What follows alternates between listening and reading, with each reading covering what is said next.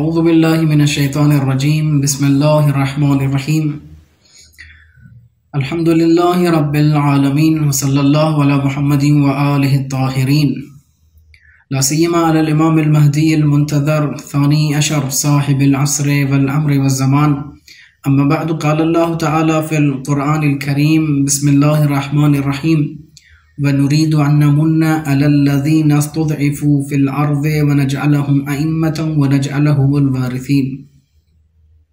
ناظرین اکرام، اللہ تبارک و تعالی قرآن کریم کی سورہ قصص میں ارشاد فرما رہا ہے کہ ہمارا ارادہ یہ ہے کہ ہم ان لوگوں کو کہ جن لوگوں کو زمین میں ضعیف اور کمزور بنا دیا گیا ہے، ان کو ہم دو اہم بلکہ تین اہم نعمتیں عطا کریں۔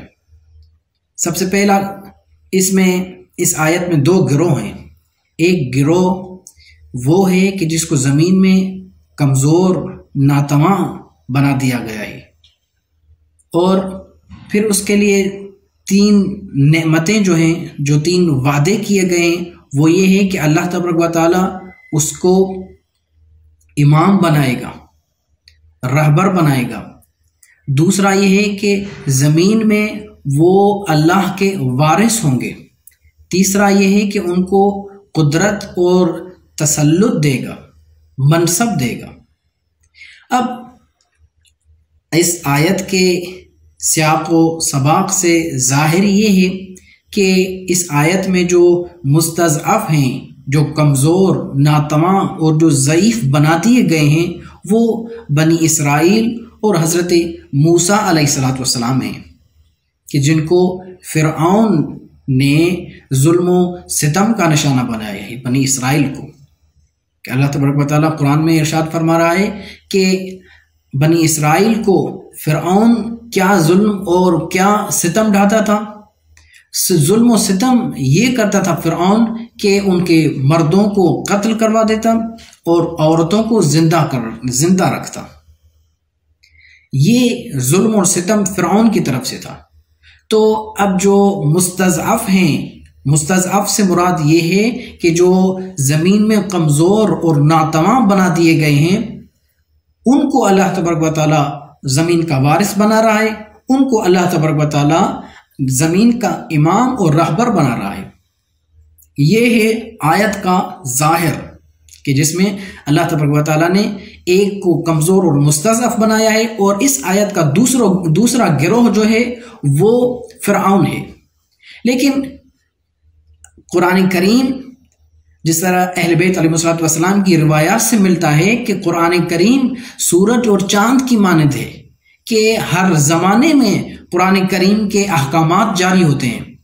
قرآن کریم کی آیات، قرآن کریم کا کلام جو ہے ہر زمانے پر منطبق ہوتا ہے، ہر زمانے پر لاگو ہوتا ہے۔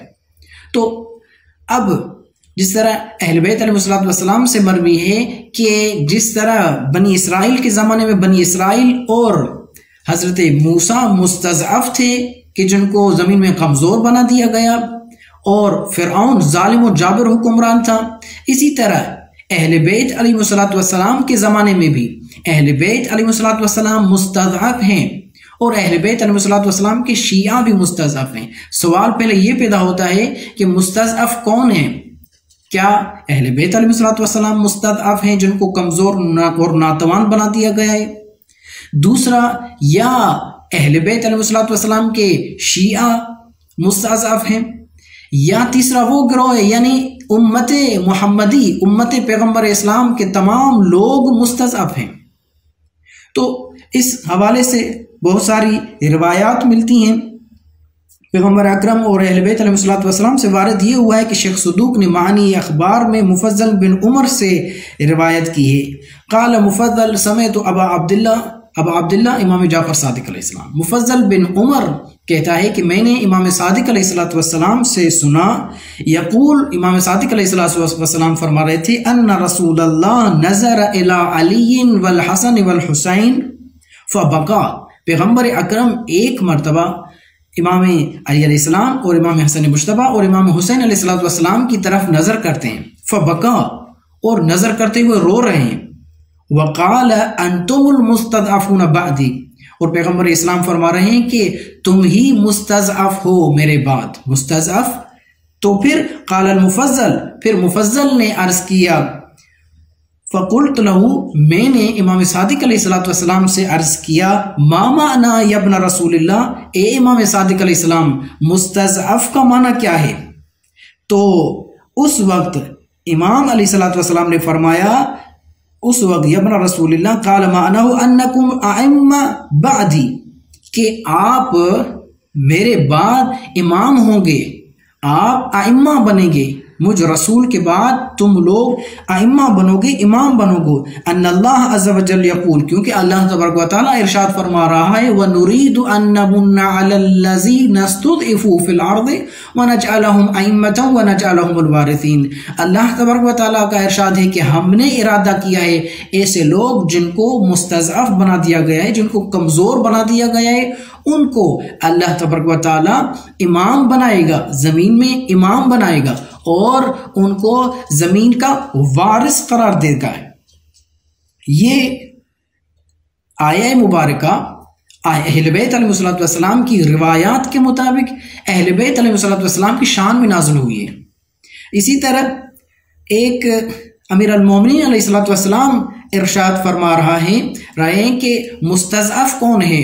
امام فرماتے ہیں ہم آل محمد، مستضعف جن کو زمین میں کمزور اور ناتواں بنا دیا گیا ہے، جن کو ظاہری حکومت سے دور رکھا گیا ہے، وہ کون ہیں؟ وہ ہم آل محمد، وہ آل محمد ہیں. یبعث اللہ مہدیہم، ان آل محمد میں سے اللہ تبارک و تعالیٰ مہدی قائم آل محمد، مہدی آل محمد کو مبعوث کرے گا، مہدی آل محمد کو بھیجے گا. بعد جہدہم، بڑی مشقت اور تکالیف اور زحمات کے بعد اہل بیت میں سے مہدی کو بھیجے گا. فیعزہم ویذل عدوہم، پھر یہ مہدی علیہ السلام کیا فرمائیں کہ کیا کریں گے؟ مہدی علیہ السلام اہل بیت علیہ السلام کو عزت و افزائی دیں گے اور اہل بیت علیہ السلام کے دشمنوں کو رسوا فرمائیں گے. اسی طرح کتاب کمال الدین و اتمام النعمہ میں حضرت حکیمہ خاتون سے ایک روایت ہے. حکیمہ خاتون کہتی ہیں کہ لما کان الیوم السابع من مولد القائم، جب حضرت قائم علیہ السلام کی ولادت کا 7واں دن تھا، تو جئت الی ابی محمد، تو میں امام حسن عسکری علیہ السلام کے پاس گئیں. فسلمت علیہ وجلست، میں نے ان پر سلام کیا اور وہاں پہ بیٹھ گئیں. فقال، تو امام حسن عسکری علیہ السلام نے فرمایا ہلمی الی ابنی، میرے پاس میرا فرزند لے کر آؤ. فجئت بسیدی، پھر میں امام زمانہ مہدی قائم علی محمد کو لے کر آئی. وَهُوَ فِي الْخِرْقَةِ، اس وقت امام مہدی علیہ السلام ایک کپڑے میں لپٹے ہوئے تھے. فَفَعَلَ بِهِ كَفَعَلِهِ الْأَوَّلِ، امام حسن عسکری علیہ السلام نے اس طرح پیار اور محبت اپنے فرزند کے ساتھ کی جس طرح ولادت کے وقت پیار اور محبت کیے تھی. ثم ادلا لسانہ فی فمہ کانما یغذیہ لبنا وعسلا، پھر امام حسن عسکری علیہ السلام نے اپنی زبان مبارک اپنے فرزند کے دہن مبارک میں رکھی، گویا کہ ان کو غذا عطا کر رہے ہیں. ثم قال، پھر امام حسن عسکری علیہ السلام نے فرمایا تکلم یا بنی، اے میرے فرزند گفتگو کرو.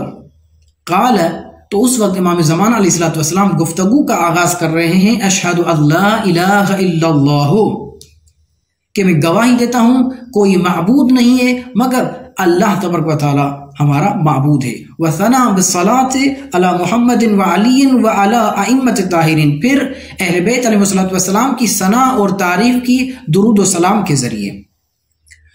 حیث وقف علی ابی، یہاں تک کہ اپنے بابا امام حسن عسکری علیہ السلام تک پہنچے.